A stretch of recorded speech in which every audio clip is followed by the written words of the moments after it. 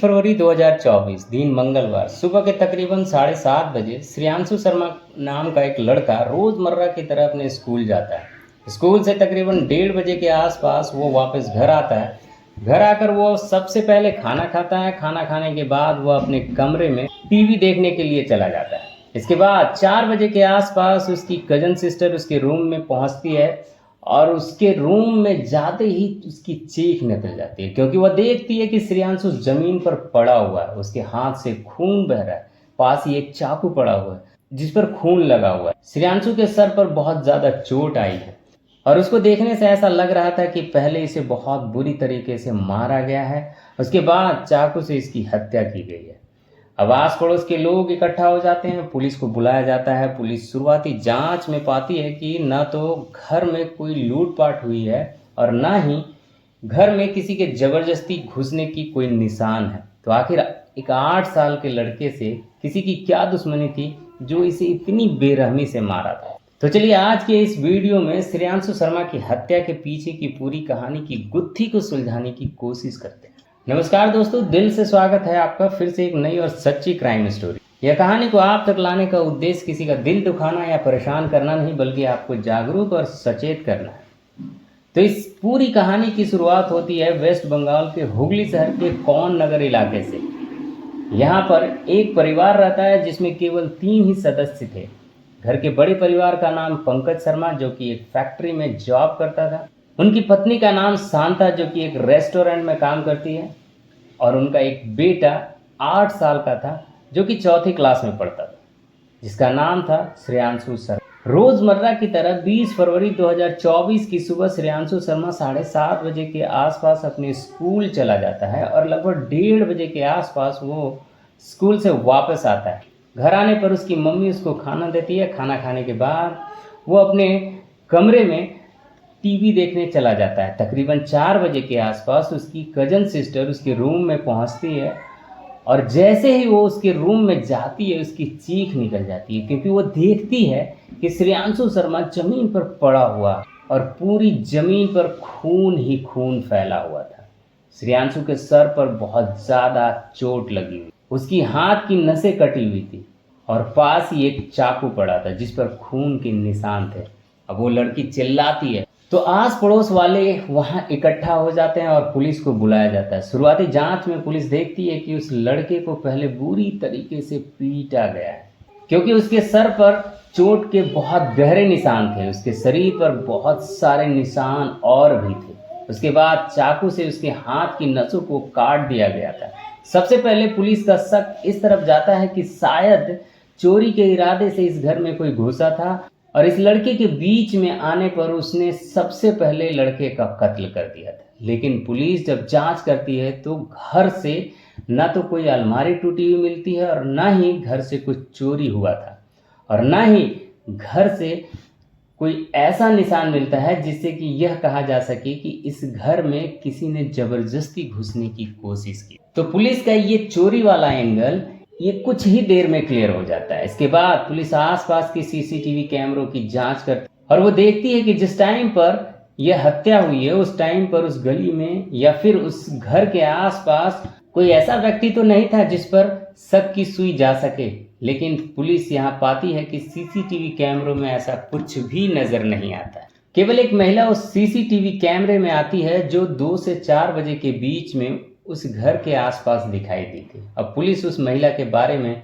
श्रेयांशु की मदर से पूछती है, जिसे देखकर उसकी मदर उसे पहचानने से साफ इनकार कर देती है। लेकिन जब श्रेयांशु के फादर पंकज से उसके बारे में पूछा जाता है तो वो उस लेडी को पहचान लेते हैं और बताते हैं कि इस लेडी का नाम इशरत परवीन है, जो कि शांता शर्मा की सहेली है और ये अक्सर शांता के घर पर आया करती थी और श्रेयांशु शर्मा भी इसे मौसी कहकर बुलाया करता था।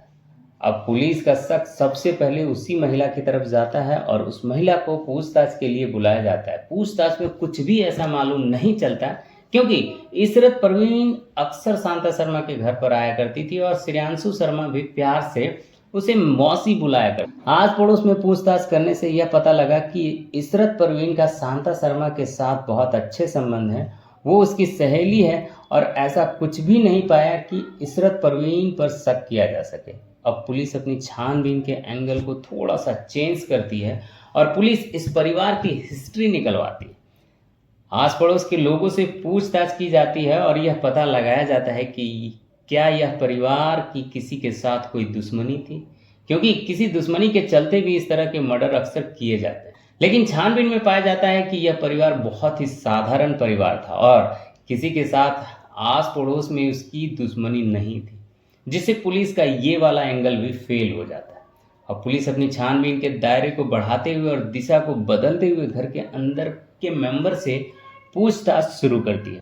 सबसे पहले पुलिस का शक इस तरफ जाता है कि पंकज शर्मा का शायद इशरत परवीन के साथ कुछ नाजायज संबंध हो, जिसके बारे में श्रेयांशु शर्मा को पता लग गया और उसी के कारण से पंकज शर्मा और इशरत मिलकर इसका मर्डर किया हो।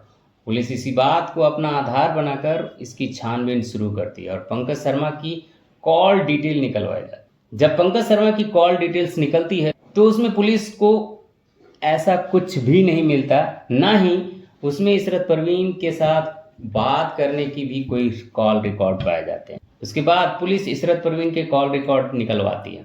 अब उसमें भी ऐसा कुछ नहीं पाया जाता है जिससे यह साबित हो सके कि इशरत परवीन के पंकज शर्मा के साथ कोई नाजायज संबंध हो। लेकिन इशरत परवीन के कॉल रिकॉर्ड में एक बात यहाँ पर पुलिस को बहुत ही अजीब लगी, वो यह थी कि एक नंबर पर इशरत परवीन बहुत देर तक बात किया करती थी। रात को 2 बजे 3 बजे तक बातें किया करती थी और यह बातें घंटों तक चलती थी। और ये जो नंबर था यह किसी और का नहीं बल्कि श्रेयांशु शर्मा की मम्मी शांता शर्मा का था। अब पुलिस यहाँ पर इशरत परवीन से पूछताछ करती है और उससे यह पूछती है कि वो शांता शर्मा से इतनी लंबी बातें क्यों करती है, जिस पर इशरत परवीन उन्हें कहती है कि वो मेरी बहुत पुरानी सहेली है और अक्सर मुझे उससे बातें करना पसंद है। अब यह सुनकर पुलिस का शक इशरत परवीन की तरफ से हट जाता है, लेकिन कहीं ना कहीं पुलिस को अभी भी इशरत परवीन पर थोड़ा सा डाउट तो जरूर था। इसलिए उसके व्हाट्सएप मैसेज का रिकॉर्ड निकलवाया जाता है और यहाँ से जो खुलासा होता है उसे जानकर पुलिस के साथ साथ आप भी दंग रह गए। जब इशरत परवीन के व्हाट्सएप मैसेज को पुलिस ने देखा जो शांता शर्मा के साथ किए गए थे, उसमें बहुत ही ज्यादा भद्दा भद्दा चैटिंग। इससे ही क्लियर हो जाता है कि इशरत परवीन का शांता शर्मा के साथ नाजायज संबंध है, यानी कि वो दोनों लिस्बन फ्रेंड हैं। और यहाँ से इस केस में एक बहुत बड़ा क्लू मिल जाता है, जिसको लेकर पुलिस अपनी छानबीन को आगे बढ़ाती है और इशरत परवीन और शांता शर्मा को पूछताछ के लिए पुलिस थाने बुलाया जाता है। यहीं पर जब सख्ती से पूछताछ होती है तो शांता शर्मा टूट जाती है और वह बताती है कि श्रेयांशु शर्मा की हत्या के पीछे उसका और इशरत परवीन का ही हाथ है। यानी कि यहाँ पर आप लोगों ने यह देखा कि श्रेयांशु शर्मा की मां ने अपनी सहेली के साथ मिलकर उसकी हत्या कर दी थी, लेकिन सवाल अभी भी ये था कि आखिर उन्होंने यह हत्या की क्यों थी। अब उसके बाद जो शांता शर्मा है वो पुलिस को बताती है कि इशरत परवीन के साथ उसके संबंध है और वो दोनों एक लेस्बियन है। और एक दिन स्कूल से श्रेयांशु जब घर आया था तो उसने इशरत परवीन और शांता शर्मा को कमरे में कुछ आपत्तिजनक स्थिति में देख लिया था। अब क्योंकि श्रेयांशु शर्मा 8 साल का था, 4th क्लास में पढ़ता था, तो वह थोड़ा सा सही गलत का ज्ञान जरूर रखता था। शांता शर्मा इस बात को लेकर बहुत ही टेंशन में थी कि कहीं श्रेयांशु उन दोनों की पोल खोल न दे, और इसी के चलते शांता शर्मा ने इशरत परवीन के साथ मिलकर श्रेयांशु की हत्या करने का प्लान बनाया। और 20 फरवरी 2024 को जब वो स्कूल से वापस आया तो उसी दौरान सीसीटीवी कैमरे में भी इशरत परवीन को उसके घर में आते हुए देखा भी गया था। और वहीं पर उन्होंने पहले श्रेयांशु शर्मा के सिर को दीवार से मारा, उसके बाद उसे टेबल से पटक पटक कर उसका सिर फाड़ दिया गया। उसके शरीर पर भी चोट के बहुत सारे निशान थे। उसके बाद जब शांता शर्मा को लगा कि शायद अभी भी जीवित रह सकता है तो एक चाकू लाकर उसके हाथ की नसें काट दी। यानी कि वो बिल्कुल भी नहीं चाहते थे कि श्रेयांशु शर्मा को किसी भी हाल में जीवित रहे।